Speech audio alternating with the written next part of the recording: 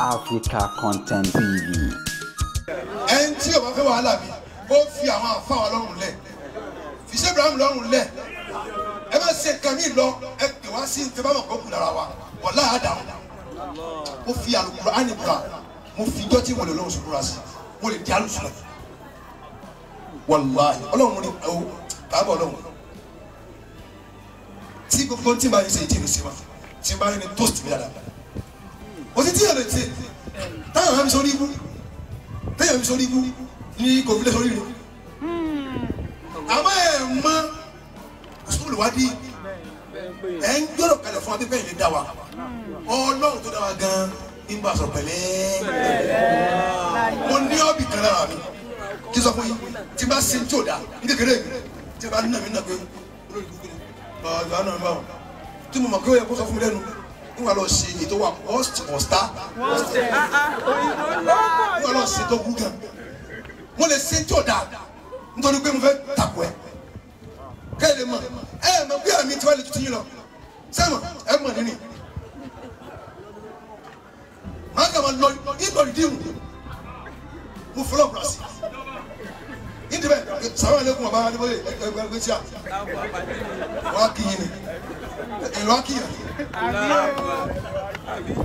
ẹ bọ́sì tàbí mọ́sí wá sí yín lọ á ṣe wọ́ọ̀sì fún yín ní sọ fún yín mo ti ṣe tèmi o tọ̀lá lóko wọ́n á tún lọ ọ̀dọ̀ àwọn ẹlẹ́sẹ̀lẹ̀ wọ́n á kẹ́yìn náà lónìí àwọn Yahudi wọ́n lọ kí Muhammad masalasi sallallahu alayhi wa sallam wọ́n lè fún yín ní àtìlá rẹ̀ kódà wọ́n kírun tiwọn àwọn sọ̀hábà wọn fẹ́ dáhùn tó pé kọ́mọ̀ sábà wọn bìnrin fún wọn lẹ̀ àsìkò orun tí wọn ló tó kíni gba àwọn kẹta àpamọ́ tàbí sọ ajá sáfù ẹ bọ̀ pé sẹ́bẹ̀ láàmú kéwù ni àwọn kọ́ kéwù ni àti gbọ́ wà á kó wa kéwù ìdáhà náà mọ̀ yìí á fi dọ́lẹ́ rú mu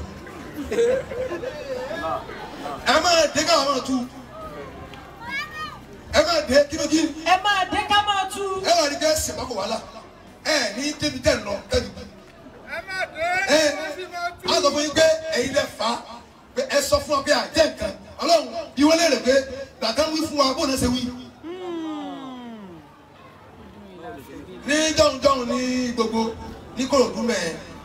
iléèwé kan bẹ̀ ìtẹ́ ìjọba ẹ rántí iléèwé yẹn wọ́n gbé ní tíṣà tìrẹ̀nì ó dàgbò sí ma àìsí ma gẹ̀rẹ́ àwọn olórí kú ìfidáyé àwọn ọmọ tẹ́sùn gbò lẹ́dọ̀bà yìí.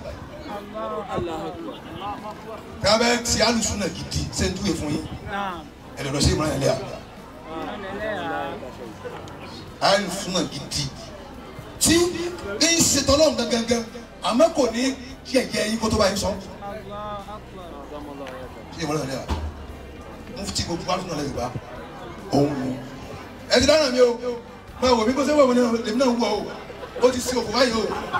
ẹ má wọrí abẹ́ ẹ̀ pa yín ẹ bẹ̀ la ẹ mọ̀ mi wọ́n ní ká ẹ lọ bí sáyé sísun lẹ́rẹ̀ pété lèmi he go tell you who am I if you don't know me I will show you who am I 100% kale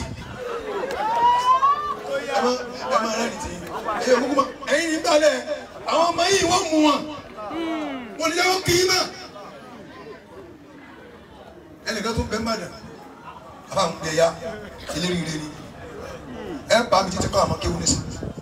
wàláì ọlọ́run mo lè torí àwọn ẹlẹ́yìn ṣe tẹ̀sí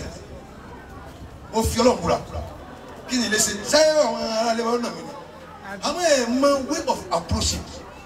ẹ̀ ń yẹ̀ yẹ̀ àwọn àgbàlagbà bẹ́ẹ̀ sì wà yí lọ́dọ̀ mo pè é lóko nísìnyí pé bẹ́ẹ̀ bá ọ̀jọ̀ bá on knows that my tongue will